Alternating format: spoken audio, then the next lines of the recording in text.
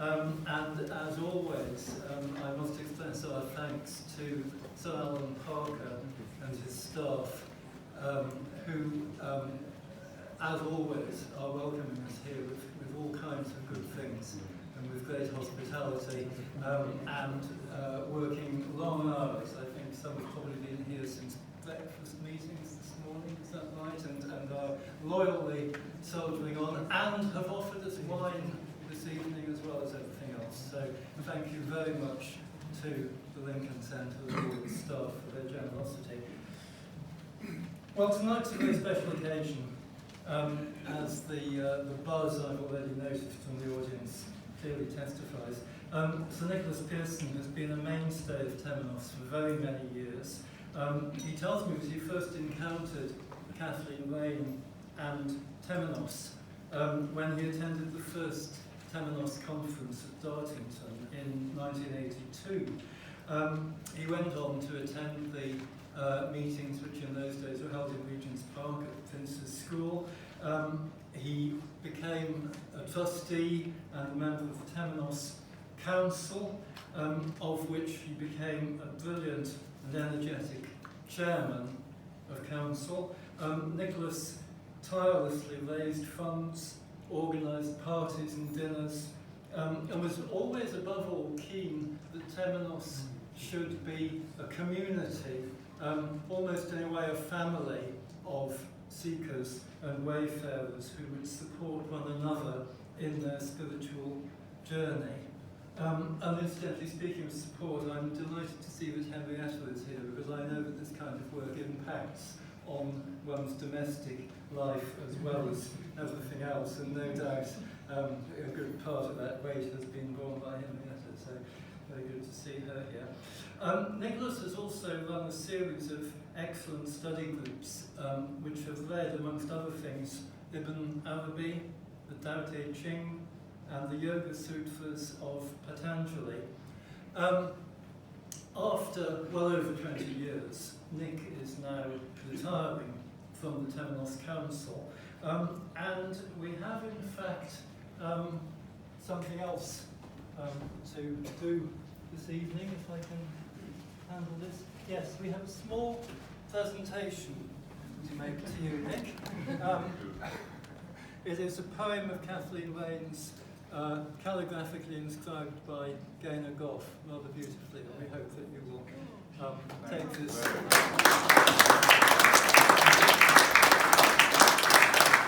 a reminder of Temenos. Hardly something that one can forget in any case, but there it is.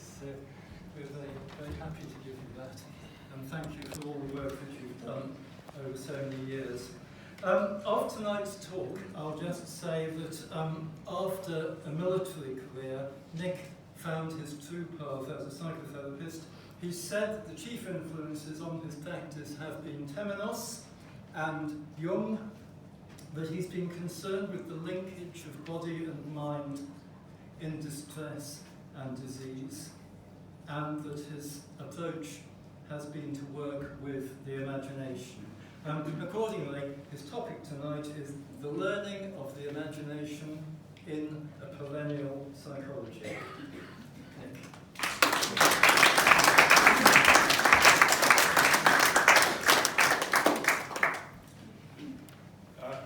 Well, thank you very much.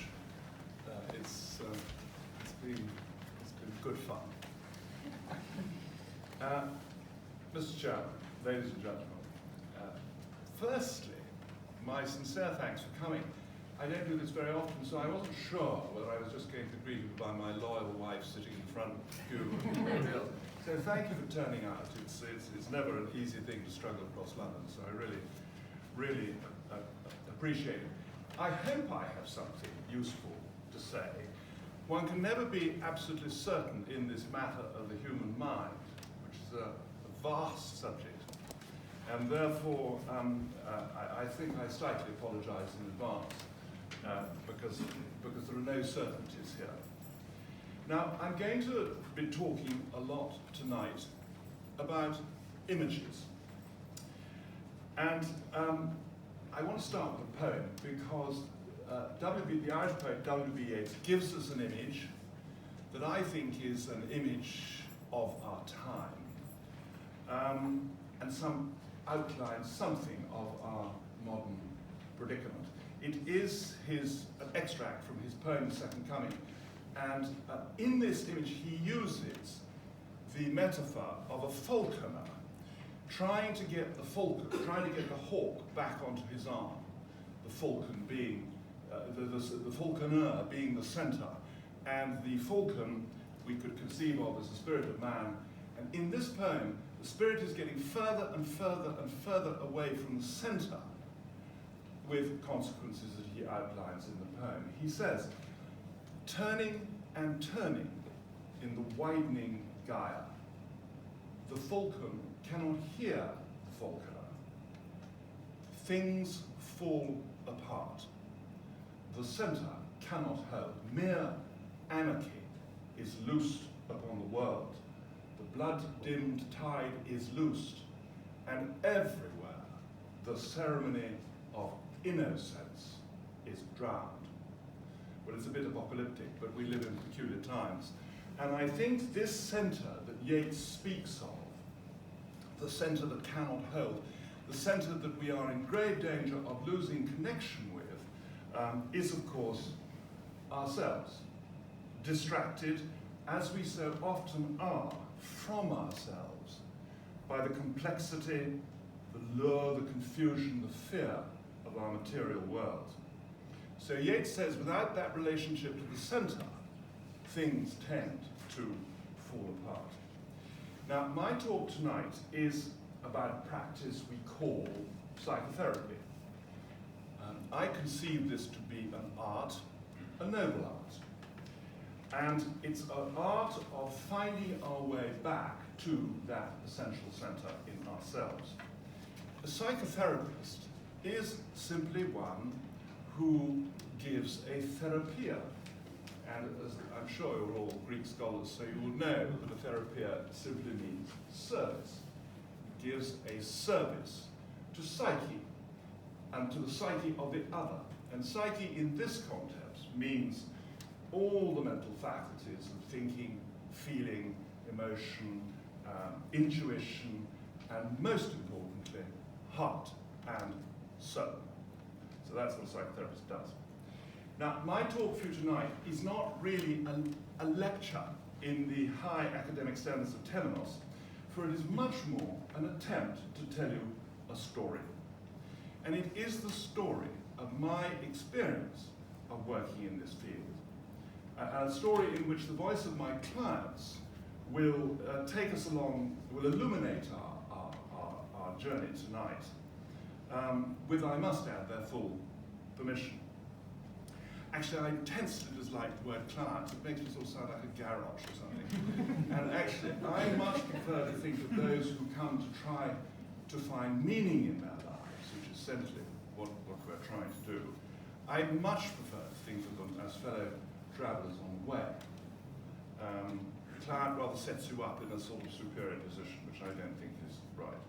Now, my story is a bit more personal than most lectures here, but I do this very deliberately to make a distinction between the different ways of knowing about our own reality. Because our culture is supremely good at thinking about things, about forming concepts about things.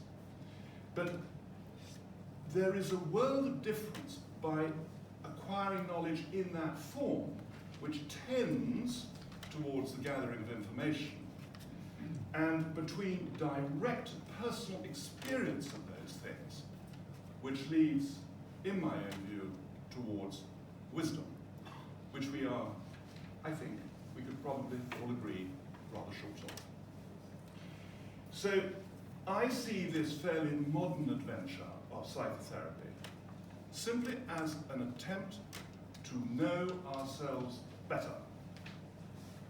And in that process, gain an intuition of where our real center might be. Most of you probably know that know thyself was carved over the lintel of of the great temple at Delphi in the Greek civilization from which so many of our ideas came from. And I think it is no less important today than it was then. For we ourselves are the crucible in which all these things happen. So I'm going to tell you my story. I'm going to start my story by telling you something of the way in which I found my vocation in this field. For vocation it has been for me. And my story will dwell on the use of the imagination. And by that, I mean the capacity that we all have that produces living, meaningful images within. And the profound symbolic function these images have in connecting us to ourselves and to a deeper reality. And I will conclude my talk with a slightly tentative, but I think particularly exciting field, which is the linkage between the mind and the body in the development of dis-ease. I'll talk for about, don't all groan, I'll talk for about 50 minutes and then we'll have a general chat. So, let me go back to in the summer of 1976, having left the army, I found myself standing as the prospective parliamentary candidate for the great city of Oldham, Manchester. I was 33 years old. The truth is, I had really no business to be there. It had all happened a bit by mistake when I happened to sit next to a distinguished Tory minister, Airy Neave, just before he was killed by the IRA, at some fundraising lunch. And he flattered me, and he suggested I should stand for Parliament. Now, the truth was, I had no conception of whether I was really particularly interested in politics, but I was tremendously flattered that the great man thought I should be in Parliament. And so I fell for the flattery. And then against all the odds, I was selected to fight the Oldham seat, and then I was in it up to my neck. Now, as so often happens when life takes a wrong turn against one's real nature, fate herself came galloping over the horizon to intervene. Driving into work one morning, an old man, God rest his soul, blinded by medication as it subsequently turned out, stepped off the curb under the wheels of my car. I pulled him to the side and I knew I had killed him and that my life was about to change irrevocably. As I waited, frozen in horror for the police to arrive, I had a most strange thought. I thought, now I can go to a monastery. And amidst the horror of that moment, I was struck by a strange and intense realization that it was no longer necessary for me to pretend I had the slightest interest in politics. Well, I did not go to a monastery, as it happens, but I did take my troubled head off to the great Anglican seminary at Newark, which is sadly now closed, and after some weeks, I left totally and completely disillusioned. I have to make apologies to the noble dean here who somewhere about this, but that's the way it was. I felt I had heard old platitudes, old dusty formulas, old language, but nothing that really inspired me or touched my general sense of lostness and confusion. And I left feeling even more confused than when I'd gone in. I didn't realize it at the time that there was absolutely nothing wrong with the ancient rituals of the Christian tradition. But what was missing for me, I thought, was the living, immanent, relevant part of that ancient story. and how I could actually experience it as something that was alive. Anyway, be that as it may, exhausted from all these blind turnings, I went to Italy to recover, accompanied, I should say, by a courageous and wonderful woman who very bravely was about to become my wife. And it was while I was in Lucca in Italy that I dreamt the great dream that was to change my life and give me my vocation. I dreamed that I'm sitting on a beach, and in my left hand I'm holding a plant which is wilting and clearly going to die. The plant is attached to the soil by a very thin root, which I know is on the point of breaking completely. From nowhere, but as if from the whole firmament, comes a name. And as if I was commanded by this name, I place the plant back into the soil, and it begins to grow again. And the name was Jung, Carl Jung. Well, now, I don't think you really need to be an archbishop to work that out. It's not a particularly complicated dream. But the really striking thing was, I knew absolutely nothing about Jung. I probably knew he was a psychologist, but that was not something in the world I came from we were remotely interested in. And I returned to England deeply confused and unhappy and puzzled as what direction my life could possibly take if I was not to follow my father into politics. And then one of these strange coincidences happened that make life so fascinating. I happened to see an old aunt of mine who was really the only member of the family who was an artist. She was a poet, an artist, and a potter, and all that sort of stuff. And my aunt knew a language outside what I call the governing ideas of my patrician upbringing. Ah, she said, I've been looking for you, for she knew me well. I have a book that I think will interest you. And she handed me a copy of a book entitled The Story of Our Time. And this book, curiously, had been written by the first chairman of the Temenos Academy, Sir Lawrence van der Post. And it was his book on the life and work of the eminent Swiss psychologist, Carl Jung. I was amazed at my connection to the dream. And I read the book eagerly, which was all about really the state of ourselves and of our world. And I went straight away and I purchased 14 volumes of Jung's work. And I sat in my cottage that winter and I read the lot. And I just knew that I had found my way. I resigned my faltering ambitions in politics and I enrolled in the Jungian School in London and entered my own adventure to most urgently know something more of the self that felt a rather confused mess. It took me many years yet to actually train as a therapist, because in the world I came from, to be a therapist was to attract contempt. And I still feared the contempt of my peers. Some few years later, by which time I was living in London, the dear aunt of my story asked me to drive her to a conference down in Devon. It was, she said, a conference of an organization called Temenos.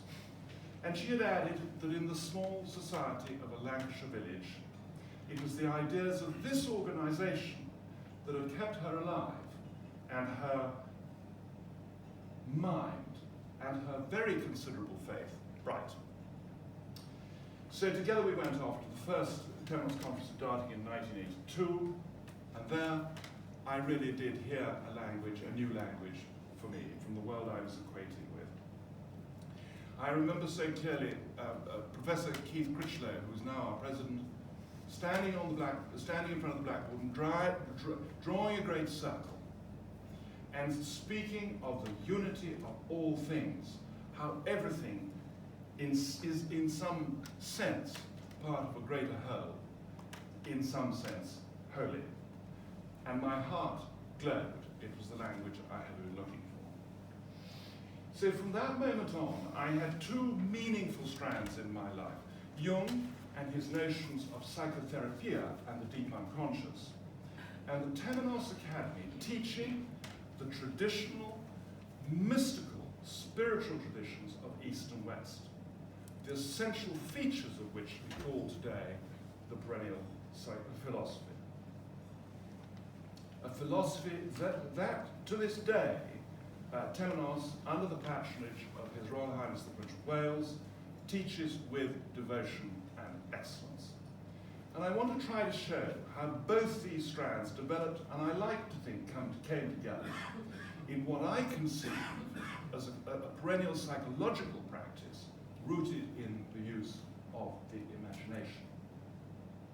Now let me just say a bit about Carl Jung, who has been such a seminal figure in my life, having entered it completely unbidden. I think Jung's greatest contribution to the Western world was to remind a civilization totally obsessed by the material outer world, indeed deeply anxious about the outer world, that we do in living reality have inner lives of a different and balancing order. And my whole purpose tonight is try to show you what I actually mean by that inner world that Jung pointed to, and its vital importance to the people who come to work with me, who are seeking to find the meaning of their own lives. Jung said something of profound importance, which I quote, and I quote it again and again because it sort of seems so, it's sort of so against the way we think. I think it's lovely. He says, "The evil we are suffering from is less a split between faith and reason. Faith, which is a culture, not individual, but as a culture, we've pretty much lost entirely. And reason, which has become the sort of dominating way we work our way through the world. So, the evil we are suffering from is less a split between faith and reason than between reason and an imagination that has become incapable of linking the two parts of the universe, the visible and the invisible. We have tended to think in the West of the imagination as something that is imaginary. Not surprising when you think of sort of Walt Disney and all the advertising that goes on. But we do. We think of it as something that is not really real, pure fantasy. Nothing could possibly be further from the truth. For without the proper use of the imagination, we can have very little living, direct experience of the living spiritual function within us. If you think about it, this unseen, mysterious, mystical, invisible world that Jung speaks of, one that we have lost any practical contact with as a civilization, all previous civilizations had in some form of other, either through ritual, through art or craft, but all as a manifestation of a deeper underlying reality at the heart of life. A connection, by and large, we as a culture no longer think we need. The simple word mystical is enough to have most folk diving under the table looking embarrassed and think that it's sort of new agey or hippie or totally unscientific. But with the loss of this connection, I think we have largely lost our capacity for faith, we have lost something of our essential dignity, and certainly a lot of what might or could be sacred, or what great mystery might be at the center of each one of us. In my trade, it's a pretty good definition of madness. So I had, in the meantime, having read Jung and completed with a Jungian therapist my own tortuous adventure into the deep unconscious to face my own demons, was eventually able to find the courage to train as a counselor. My great dream of Jung had moved me in a completely different direction, against the expectations and mores of my tribe and family. And my beginnings in this field of work, my highly nervous start, beginning to work with my first fellow travelers, was then compounded by my discovery through Ternos of the works of the great French scholar of Islam, Henri Corbin, and the very, very beautiful, mystical Sufi tradition of Islam. The Sufi tradition of Islam is the counterpoint to the orthodoxy that most of you will be familiar with, and is absolutely renowned for its complete commitment to tolerance and beauty. And if I may say so, the Sufis are a good deal nicer to the Christians than the Christians ever were to the Sufis, but that's my own thought. And actually some of you will know about it through the ecstatic poetry of Jalaluddin Rumi, who's become one of the great best read poets of the world. You see, the Sufis had held onto their mystical traditions. And by that I mean their traditions of the living mystery at the heart of life, which had all but been eliminated in the rational, material Western worldview of, as I saw it, a failing Christianity, now more reliant on dogmatic belief alone. We did have that mystical knowledge in Christendom probably up to maybe the 18th century.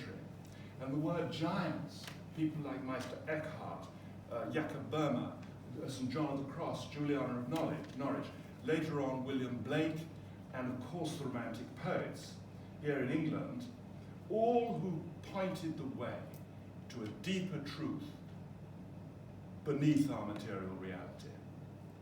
But I think the elevation of the reasoning capacity in the Enlightenment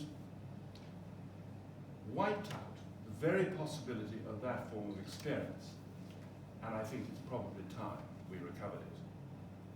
Now, my studies, very limited in any scholastic sense, but deeply inspiring for me personally in the Sufi way. Through the Office of the Prince of Wales, I got involved in Morocco, and I became a member of a tariqa there, which was absolutely quite extraordinary and a wonderful experience. Once I really got into this tradition, it completely changed the way I worked as a psychotherapist.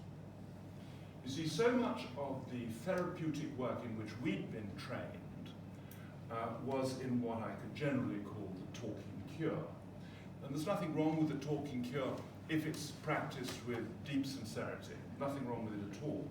However, it has the habit of slightly being on the surface, much as people's life in the material Western world tends to be. What Jung pointed out was that what we need to do is to go into the deep unconscious part of the other, which is below the other's conscious knowledge of themselves. Because that's where all the problems come from. And although I knew from Jung's work and from my training of the value of the imagination, specifically in relation to dreams and working with dreams, which is such a big part of the way we do it, it was not until I encountered the Sufi way that I was able to comprehend the full reality and deep significance of this unseen world of inner, imaginal, symbolic figures within us and how to approach it. And so from that moment on, I began to really take this dimension seriously. The Sufis called this world, this inner world, this plane, if you like, they called it the alam al-mitha, which is the world of images. And those images, they knew, were deep manifestations of a subtle layer of the psyche and carried huge symbolic meaning. When you start looking at your dreams, you think the whole thing's complete nonsense, but it isn't. I quote the French scholar Henri Corbin because he puts it beautifully. He says, between the world of pure spiritual lights, the heavens, which we know almost nothing about, and our sensory material universe, which we know lots about, there opens an intermediate imaginal world, which is a concrete spiritual world of archetypal figures and apparitional forms. Vision into this world is uniquely given to the imagination. So this imaginal plane was to the Sufis a plane of revelation, a plane of inner knowledge, a place where we encounter spiritual figures, and it simply cannot be entered by the reasoning, thinking capacity. It is entered only by the imagination. And I have no doubt at all that it is on a similar plane that the great dramatic visions and stories of our Christian tradition came from, and where the great miracles of the Christian tradition were experienced from and are. You see, our secular material way has looked for literal historical proof of these mysteries, and often unable to weigh, measure, and prove them according to the lights of science and the deadly rationalizing mind, propose that this dimension simply does not exist. Thus, quite simply, at a stroke, is any sense of the spiritual, any actual direct experience of the spiritual, quite simply obliterated. And we are left endlessly thinking about that dimension, forming concepts and dogmas about that dimension, but what it actually is in daily life, by and large, escapes us. This whole world of the imaginal is where we encounter these realities. And it is, as far as I can see, a critical building block that connects our one-dimensional material world with the heavens, and indeed with the hells. And it is this essential building block that I think we've lost. But of course, this plane does exist.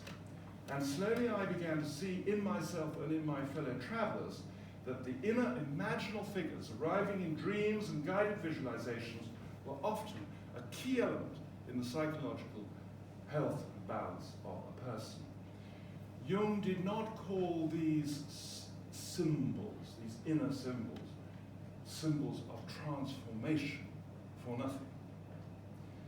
I should just say, when I talk about guided visualization, I'm talking about a process where we close our eyes and we are guided into this inner reality where we effectively confront ourselves. Now, one of the seminal figures with which I work in this particular way has been the image of the child. Now, there are a number of key inner figures, the old wise man, the old wise woman, and so on. But I want to concentrate, because we've only got time for one, so I just want to concentrate on the child. Now, you all know that disturbance at an early point between the actual mother and child can wreak havoc in the emotional balance of a person right through their lives. It seems noting that many of my really distressing cases come from children who started lives in oxygen tents. totally cut off from the whole secure world of the mother. And then we wonder why they're plagued with insecurities and illness and just seem a little bit odd all their lives. There's much talk in psychotherapeutic circles of inner child work, but my experience is that many miss its true significance. For this work of inner visualization with the archetype of the child inside is not in any sense connected with memories of childhood or with thinking about childhood. You know, why did mummy put me in sort of red gumboots instead of green ones, that sort of thing. Nothing to do with that at all. It is an immanent and direct experience of the being of the child archetype, a mystery at the heart of each one of us, a core pillar of the developing personality, and of course, more importantly, an image bearing profound echoes of the Christian story. But here let some of my fellow travelers hear their words of how they experience this connection with themselves. Here is a young man, 21 years old, in all sorts of trouble with drink, with drugs, and a general fury and anger and sorrow of the world. And we do a visualization, and he connects with this image of this little shy boy inside. And he immediately breaks down and weeps. And he says to me, I can't bear it. I have let him down so badly. All he wants to do is to create something beautiful. And a whole new sense of responsibility enters our sessions as he connects with this inner urge to create something beautiful that he'd been totally out of touch with. And I can tell you, he's now well on his way to becoming a gardener.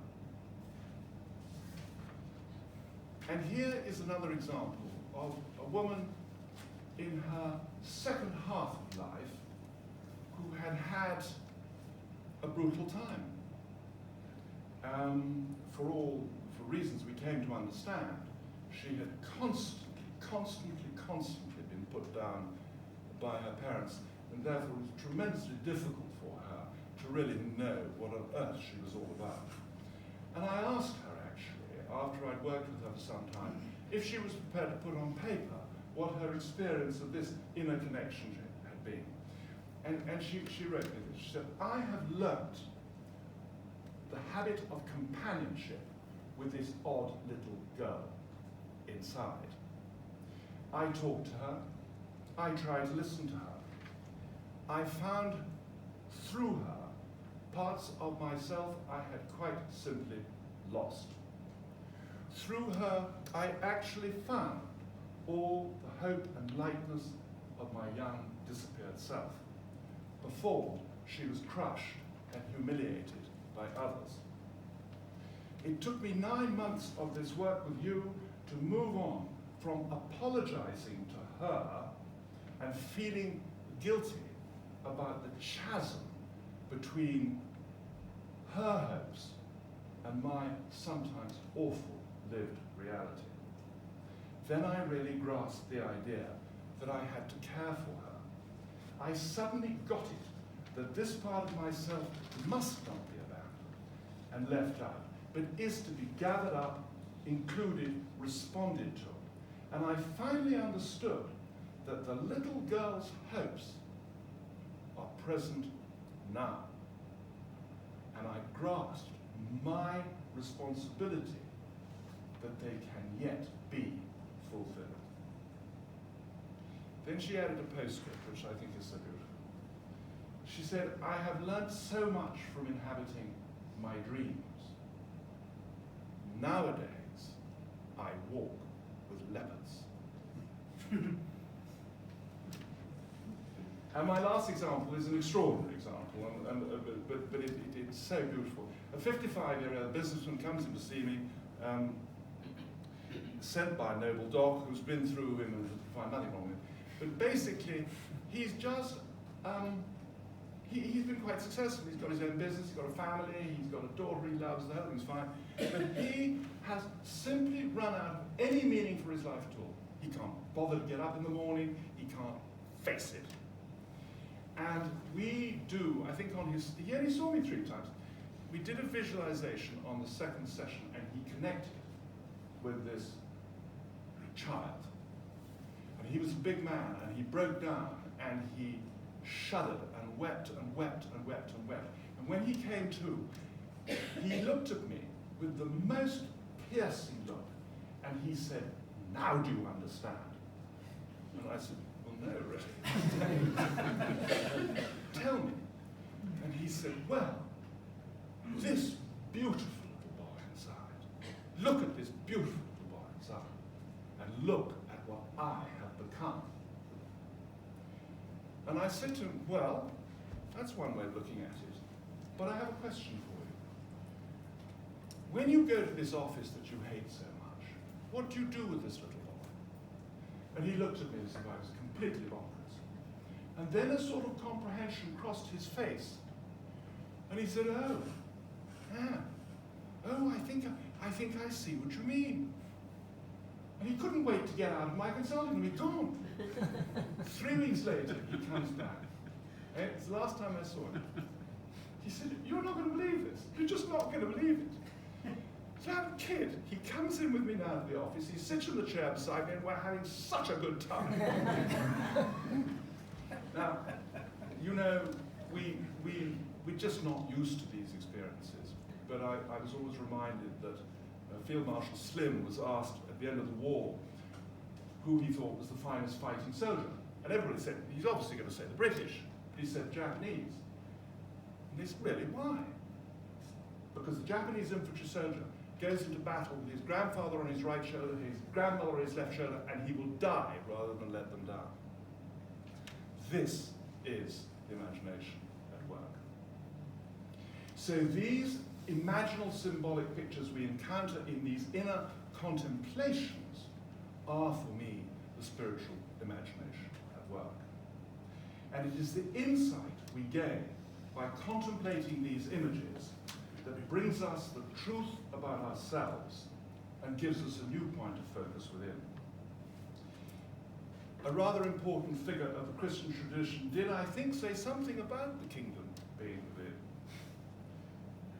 or at least in that direction. And I find it tentatively interesting that those with serious disease or serious distress seem completely unconnected from this image of the child within. Or they seem so distant from it, it can have no connection with them. Or the child appears at a much later age before the awful things happen, whatever it was. But these images can be pregnant with a truth of heart-rending early vulnerability, a crippling sense of lack of love. And those who seem totally unable to relate to these images and unable to relate to the rejected and despised sense of themselves will simply reject and despise others in the outside world. You see, unfortunately, our basic instinct is usually to try to get rid of, or at least cover up, all the painful things about ourselves that disturb us so deeply. There's a terrifying psychological dictum which says we most dislike in others what we simply cannot face in ourselves.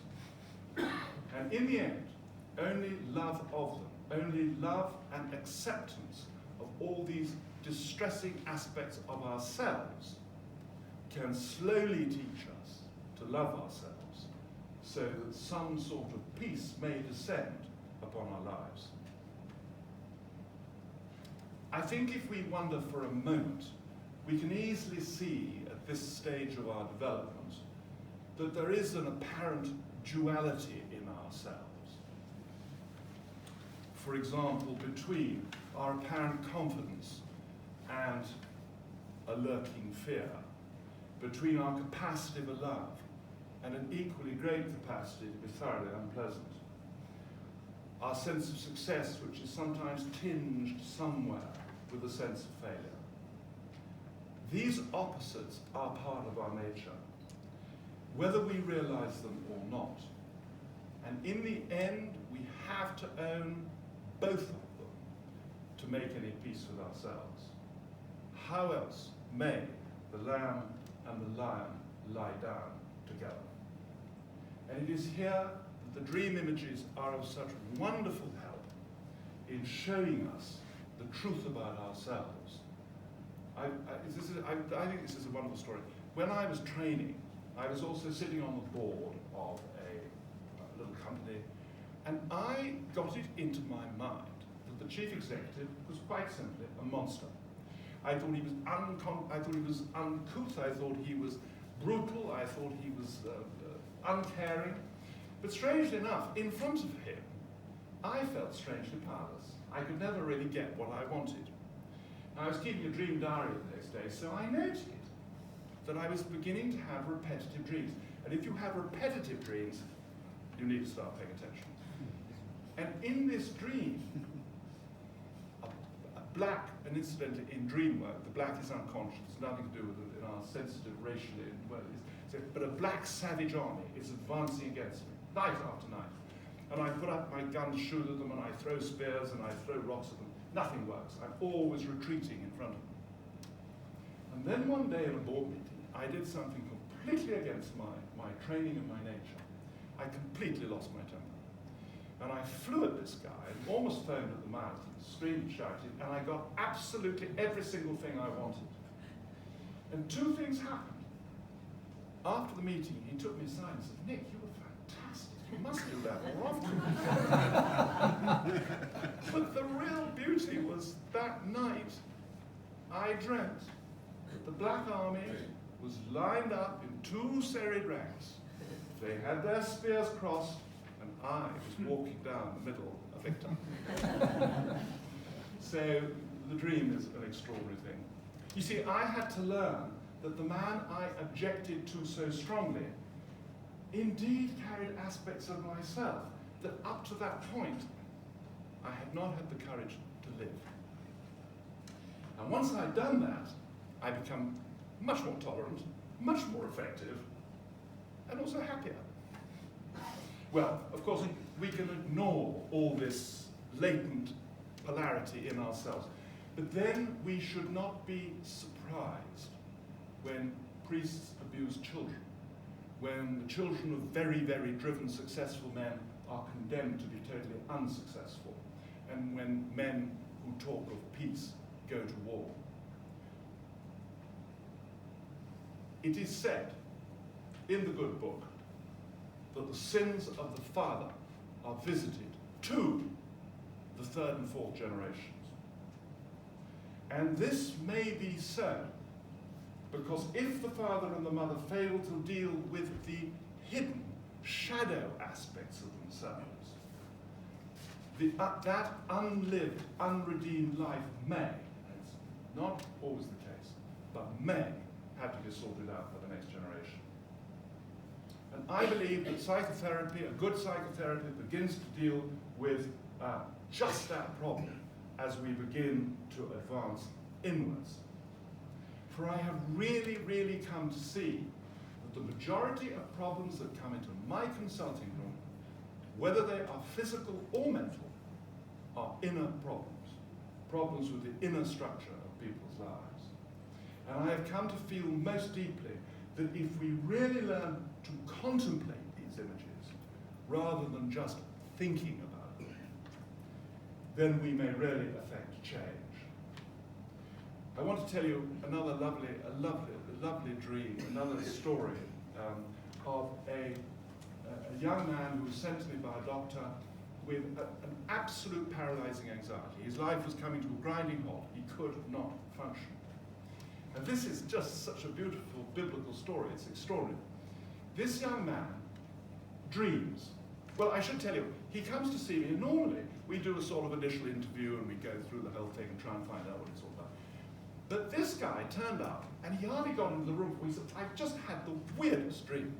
So I said, okay, well, we better talk about it. And in this dream, he finds himself standing on a lake where he has been fishing all night and caught nothing.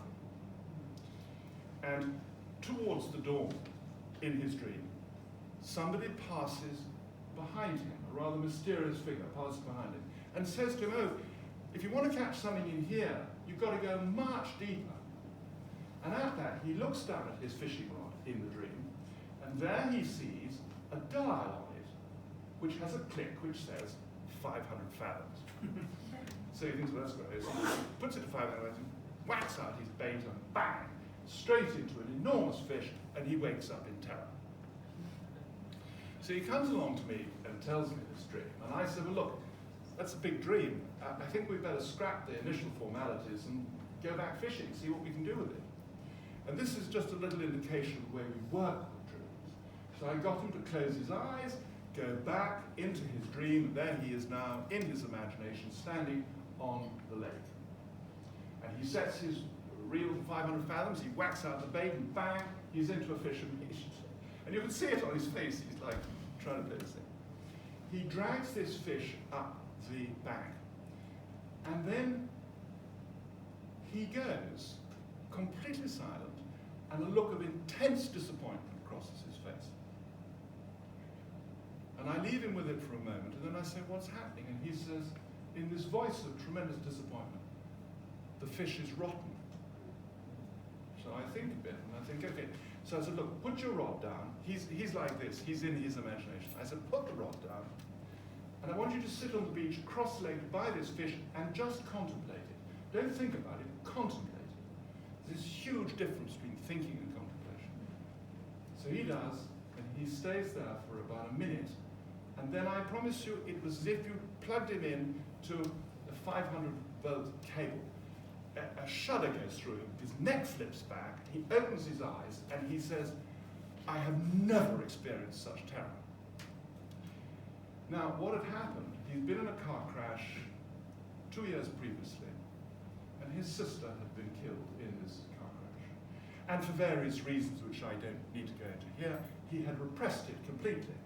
Well, he'd repressed it out of his mind, but the effect of it, of all this terror, was pressing on him as anxiety. I should say, when he experienced the terror, he said, I have never experienced such terror. And then he said, but it's gone. And it had. And he was left in peace.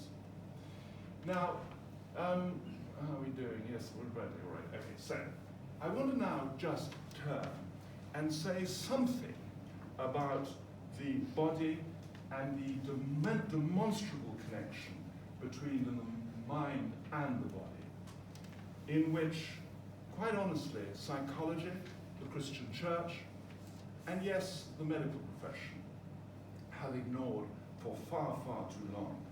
I personally feel that no therapy to help another can possibly exclude some aspect of the body. And that may very simply be teaching people how to relax and nourish themselves. Because the great disease that I'm going on to discuss of today is the tension that people carry around with them. Western functional medicine is, of course, a miracle in many, many ways. But we have developed to our intense impoverishment a one-sided, mechanistic view of the body that most importantly largely ignores the states of mind that accompany this illness.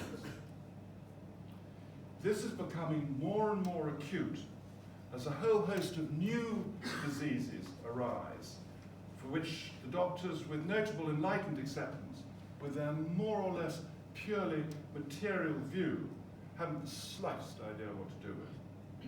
And this is particularly true of what we call this host of thoroughly unpleasant things we call autoimmune disease.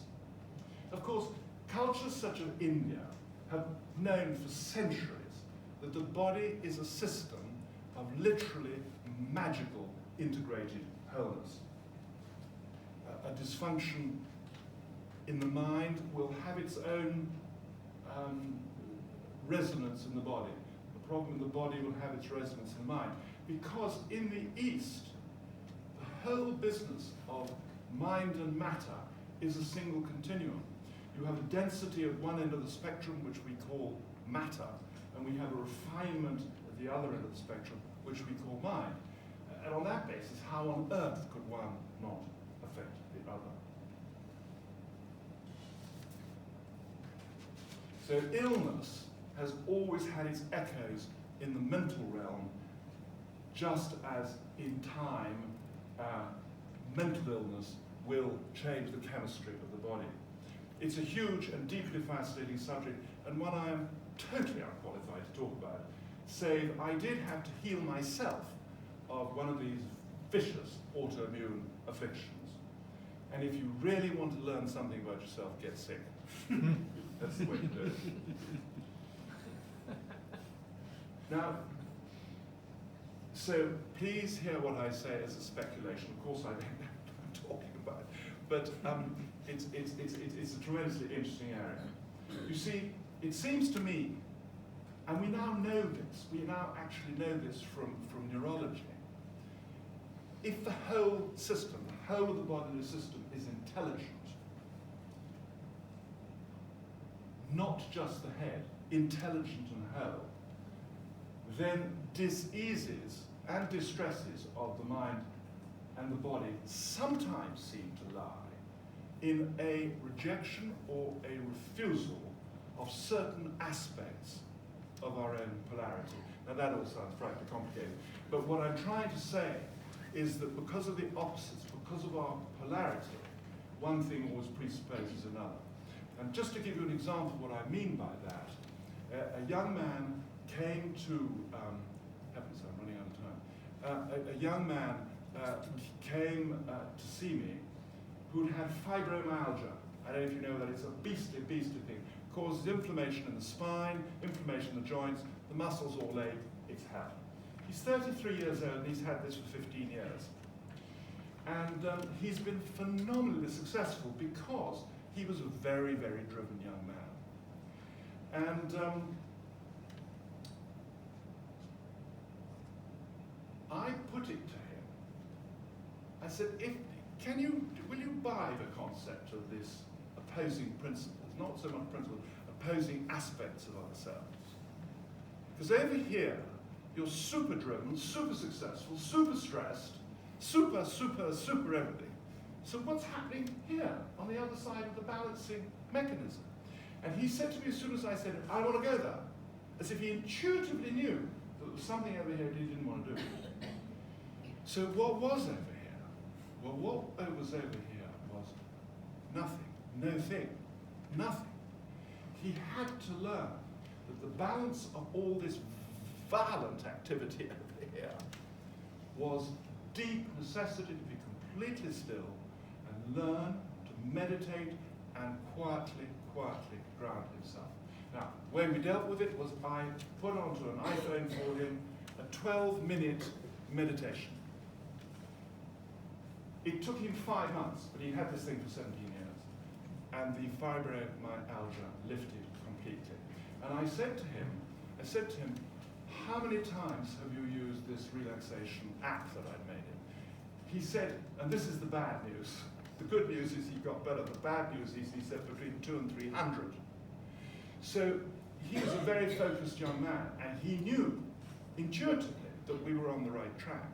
And he really worked at it. And the entire dis-ease that he'd had for 17 years evaporated.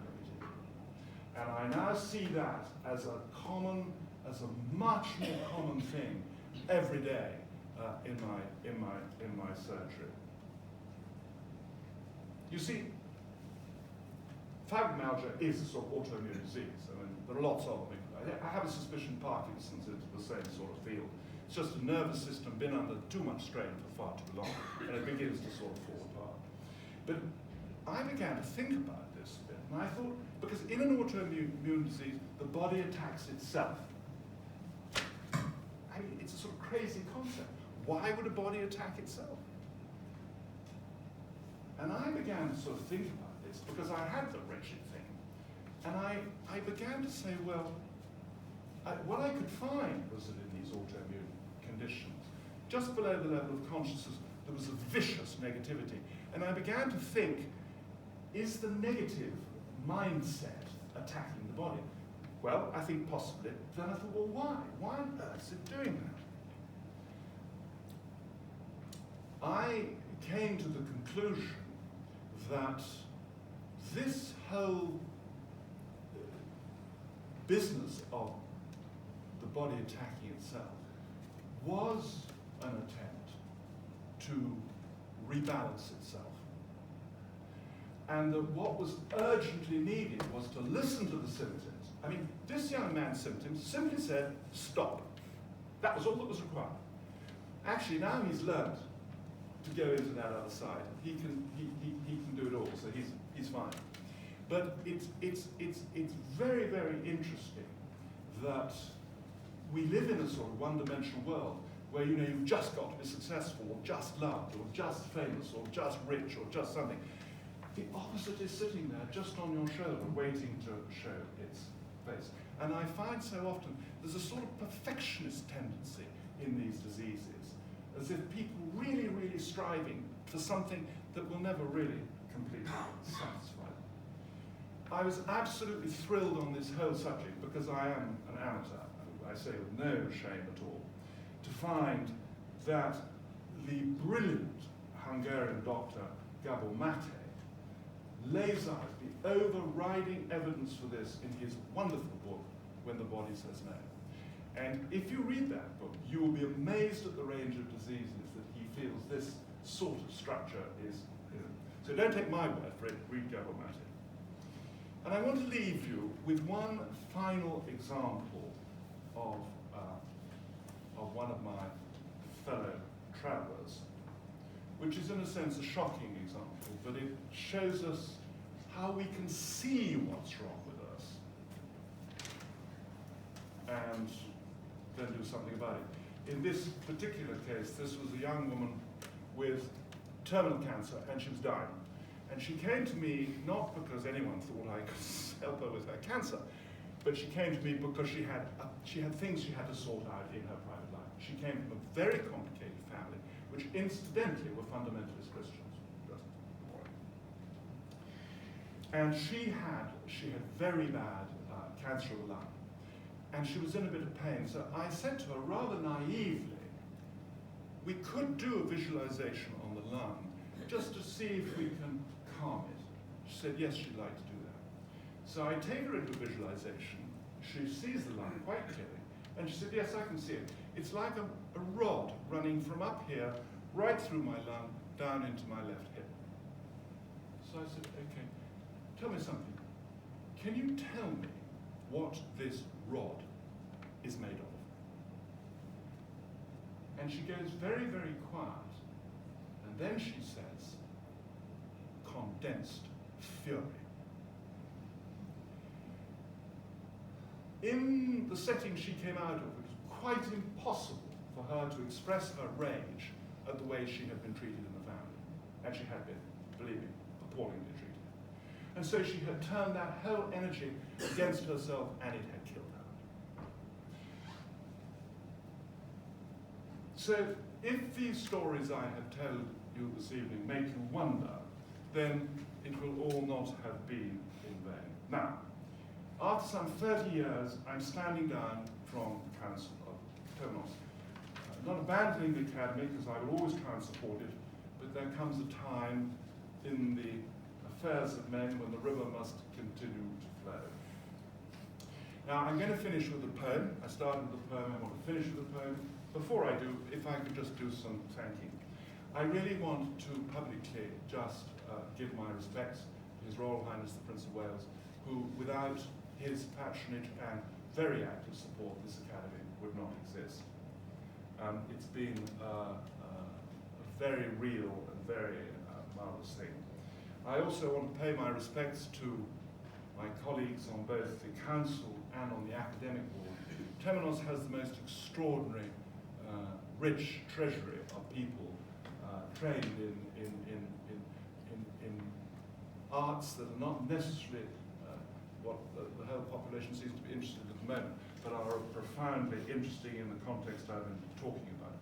I want to pay my, no, not pay my respects, I want to give my admiration to Genevieve and Stephen Overy, who run this academy.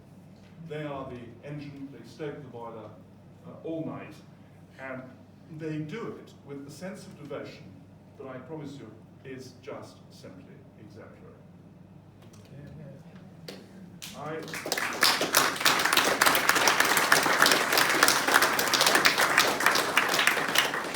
I want to just also thank my friend Ellen Clark, who sits on the council, and my two new friends, Raid Shabadin and Ravi Kandamath, who quite recently have given me an absolutely incomparable gift of their deep knowledge of the Indian tradition, and most particularly of the work of Sri Ramana Maharshi, who, of all the teachers I have ever met, most of whom I thought were frauds, is the one teacher who points to the reality of man with a clarity that is universal, that needs no religion. It just is what man is.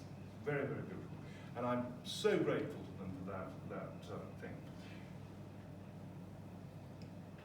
Now, and also, I wish to pay my respects to my wife. I have to say, in the early years, when I was trying to find my way, highly neurotic, trying to find my way through this maze, she just put up with it. She never sought to change me. She just let me get on with it. She said, well, actually, I don't think we need two neurotic people in the house. I think let's just have one. So she allowed me to just get on and find my way through the maze, which I think I've done. So I'm going to close with a lovely poem from St. Augustine. And actually, it's a very poignant poem because it's St. Augustine at the end of his life. He's walked his road, he's walked his path, he's at the end. So there's a regret in it, which is rather sweet. He talks about beauty, and beauty in this sense is what we would call a theophany. It's the presence of the source, the presence of God, the presence of the life force, whatever you want to call it. But where that appears, then we are talking about beauty. And he says, "Are thou beauty, so ancient and so fresh? Too late have I come to know thee, for behold, thou wert inside, and I out of myself, where I made search for thee." Thank you.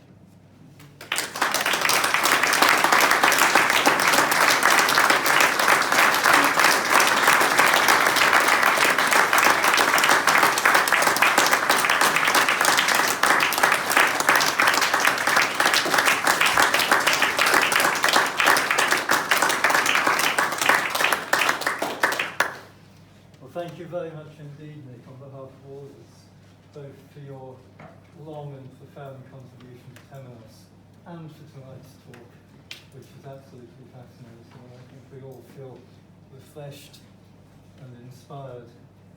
So, thank you a million times. I suspect that everyone here has probably got a question or an observation to offer. Would anyone like to begin? And Nick mentioned a conversation. Let's begin. Thank you. Maybe you perhaps be able to say a little about the figure of Chiron. Sorry, I can't hear. Is that switched on? Sorry. Oh. Is that better? Yeah, very good. Okay. Well, first of all, thank you very much. I'm hoping you might be able to say a little about the figure of Chiron, the wounded healer. Yeah. Yes. Yes. I think, these Greek myths are fantastic. There is a truth about them which we can't escape. And there is absolutely no doubt about it in my mind that if you're going to be any good as a healer, whatever that may be, you've got to walk the path yourself, absolutely. Because you're only as good as the knowledge you actually have. You can't just read the books and practice this thing. And it's very interesting, if you're dealing with something extreme in another, if you haven't learned to deal with that extreme thing in yourself, all you're going to do is bounce the emotion back onto your client unconscious. You'll be completely useless. And I have to say, I worry about this profession because people are piling into it at a young age. It is, I think, a great art, and it seems an appropriate art for the second half of one's life. Because all you've really got to offer, if it's going to be any good, is your experience. Yeah.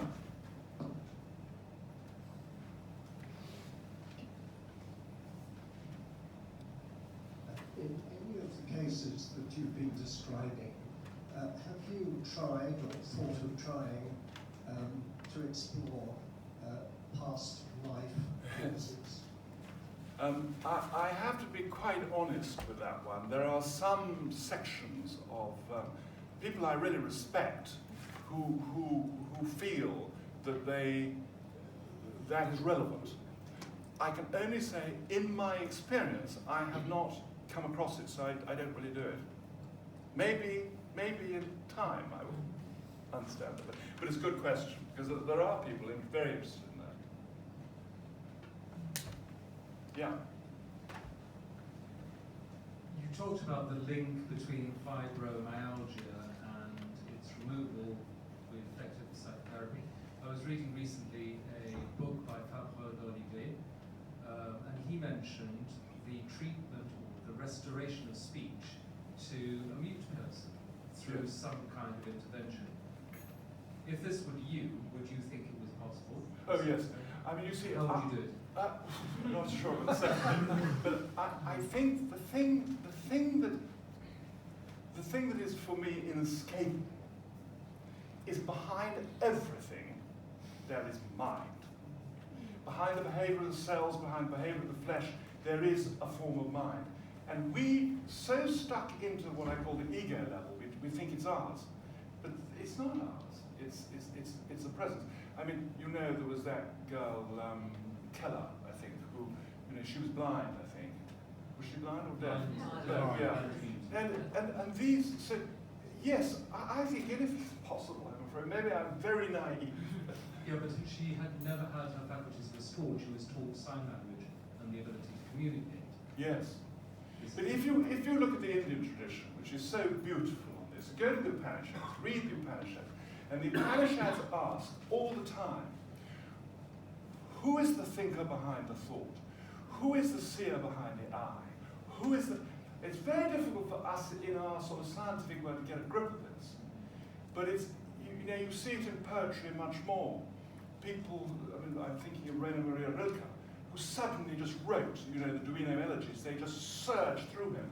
Or Mozart and his music, or Schumann, who, interestingly, whose music was dictated to him by two figures, what's it, and the other one, I can't remember the name. So, yes, I think this is the land of miracles, yeah. Yes, Spencer.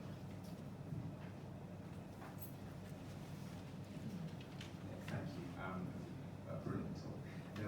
The process of visualization, is that something that you find easy to guide people through? Is it something you became better at as you practice? First of all, it's a very old practice. It's not a modern psychological practice. It's been going on for centuries in its own different forms. And yes, you become better at it once you trust it. My job as the guide is to simply create the conditions in which the psyche is allowed to produce its own images. Because I don't dictate, you know, I don't dictate what it is you see when you're doing a visualization. You experience that. So if I say to you, imagine a house, you've got a vision, right, or maybe, have you? Yes, exactly, suddenly a house has come up. And so if we start going into the house, all sorts of interesting things begin to happen. That's that sort of thing. Yes, Charlotte? Just to follow on that, if you come across people who are having a hard time accessing their imagination, do you have other techniques that you Yes, it's interesting because I have to say it's the vast minority. But some people, and then you just do it a different way. I mean, one of the ways of doing it is just say, well, imagine it. So you don't go in, you just say, can you see yourself standing there as a child? So you can do it that way. But there are occasionally really stubborn cases that then I sort of think, well, not sure what to do. What else could you do? Yes.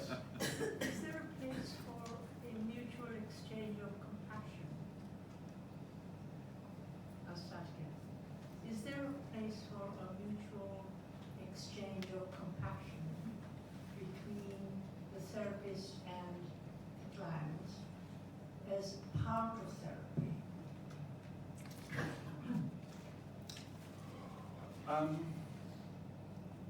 Well, I think first of all you can't do this, you can't practice this art unless you love the people who bring their problems to you. You just can't do it.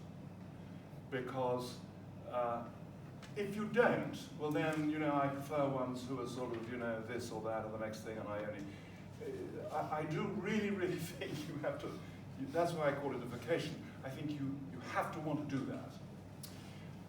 Mutual compassion, compassion is, I think in my book, is an achievement. I think that it's something that can be very easily blocked. There is no reason why there wouldn't be a mutual exchange, but we psychologists are a bit wary of these things because there's very often something else going on in the room when that sort of thing happens. But I hope we can all have compassion for each other. We certainly need it. Are there any sort of slightly more esoteric, are there any more slightly esoteric alternative therapies like family constellations or breath work or things like that that you would also might recommend to people, different people? Do you extol their virtues as well? Do you know, I have a very, very simple rule. I think we have to look under every stone. We have to be absolutely fearless in trying everything. Now, family constellations is a fascinating, I don't know how many of you know the work of family constellation, but where there are systemic problems in a family, it can be suicide, it can be alcoholism, it can be criminality, where they've come down the generations, this is the most wonderful, wonderful, wonderful way of dealing with them. But we come back to the sort of the same principle, because what you're doing in a family constellation is you are constellating a field or plane that I was really talking about. And to the literal mind, you simply say, well, it's not possible. How can you, as the representative of my father, or whatever it is, speak a truth? No, don't know about my father. But something is constellated in the family constellation. And I think it's a wonderful, wonderful way of working. I love it. I think it's brilliant. So I think one of our slight problems now is this whole becoming a sort of a world of sort of consumerism. So there's 10,000 different apps to teach you mindfulness. And most of them, as far as I can see, are driving completely crazy. But mindfulness of what, and what are you really trying to do? And you can have a signed plastic yoga mat for 500 quid. Off we go.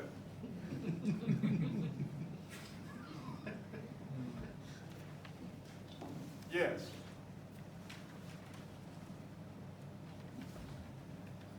Somebody at the back, somebody on the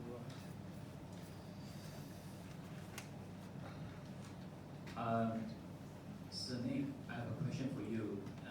Earlier on, that you quote Carl Jung and say the evil we are suffering is between reason and imagination. I presume kind of suffering in terms of reason, linkage between, between reason and imagination are the normal people who are more into the reason. How do we get these normal people into the realm of imagination? I mean, not the people who are sick. Well, no, I think it's an interesting question. I mean, I think that, if you look at traditional cultures before the modern world arrived with all its but traditional cultures, the imagination was in everything. It was in how they did things, how they related to their animals, how they related to their gardens, how they, they talked to their plants. Nature was a tremendous teacher, I think, and still is. I mean, fantastic teacher. So I think the imagination just flowed. Really, since the Enlightenment, we've begun to enshrine this faculty of reason as the way to do it. And there's been a huge payoff. I mean, accountants get pretty rich. I don't know if that really answered it, but no. But let's talk about it. Okay, one more question. If anyone's got one. Was there somebody over here? I think. Did somebody have a hand up? No. Oh. Ah. Okay.